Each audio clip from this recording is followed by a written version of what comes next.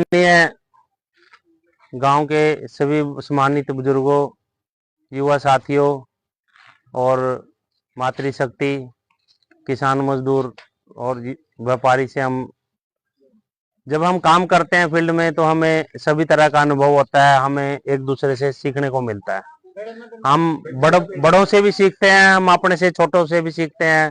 और जीवन की यही कला है, यदि हमें सीखने की हमें लालसा होनी चाहिए, सीखने का मन होना चाहिए, तो हम अपने बुजुर्गों के पास बहुत सी खजाना होता है सिखाने के लिए, और पूरे जीवन की बहुत सी शिक्षाएं होती हैं।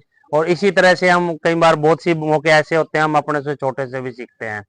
आज राजनीति का दौर चल रहा है और वोट का दौर चल रहा है, तो बहुत लोग अपनी गलियों में और आपके बीच में आ जाते हैं और फिर बनने के बाद 5 साल तक यहाँ फटकते नहीं है। और यदि कभी बुलाना भी पड़ता है तो बड़ी मुश्किल से बुलाना पड़ता है।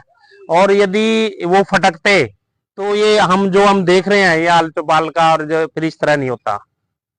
ये विडंबना है और बड़े शर्म की बात है कि आप 10-10 साल से सरकार है और 2-2 विधायक यहाँ पे बन के जा चुके हैं, और वो किस तरह से इन चौपालों का हाल है और किस तरह से ये देखने को मिलता है। तो ये कौन से विकास की बात हो रही है, कौन सी तरक्की की बात हो रही है। हाँ जी, हाँ बिल्कुल जी, बिल्कुल। वो चीज मैं देख रहा हूँ, और वही बात मैं रख रहा हूँ कि अपने समाज में यदि किसी ने मकान बना लिया और लेंटर तक चला गया हो और वो लेंटर डलने में अधूरा पड़ा हो तो अच्छा नहीं मानते।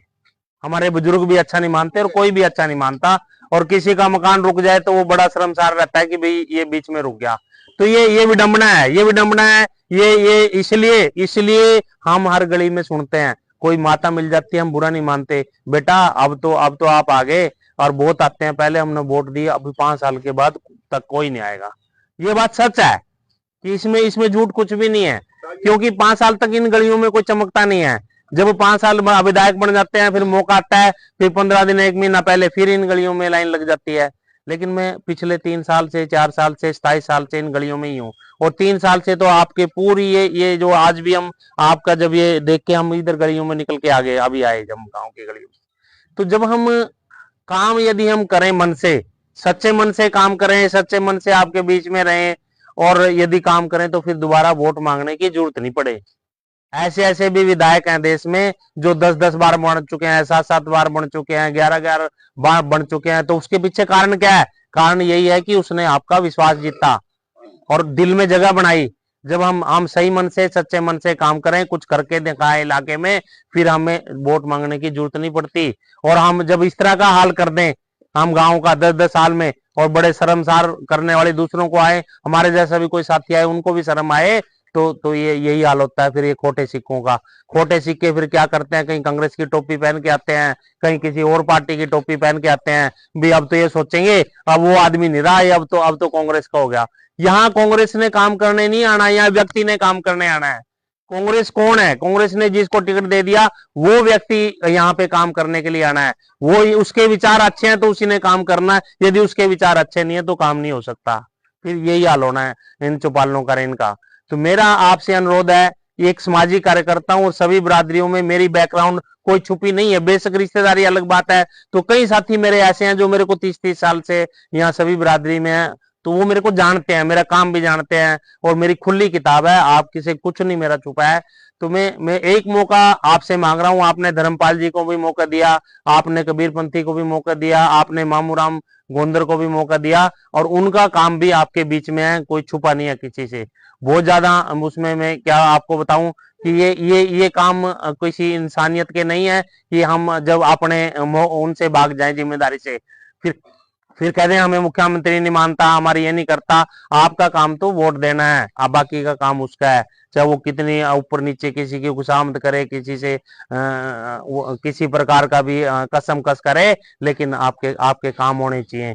तो यही मैं इरादे के साथ आपके बीच में उतरा हूँ। और लंबे समय से मैंने पार्टी में काम किया है, लेकिन पार्टी मेरे साथ हमेशा धोखा करती आई है।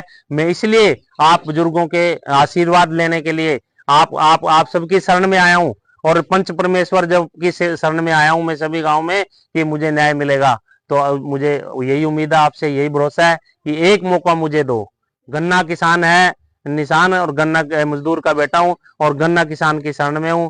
एक मौका आप मुझे देंगे तो हम पूरा भरोसा और पूरी उम्मीद आपको दिलाते हैं। मेरे पूरे इरादे हैं कि यहाँ रोजगार को लेके अच्छे काम होंगे, डेवलपमेंट को लेके अच्छे काम होंगे। और ये छोटे छोटे काम है तो सरकार सबसे पहले तो ग्रांट ही इन चीजों की देती है, ये तो काम ही कुछ नहीं होने चाहिए। ये तो काम ऐसे है कि सबसे पहले गवर्नमेंट का बजट बनता है कि कौन से हल्के में कौन कौन सी चौपाल की ग्रांट देनी है।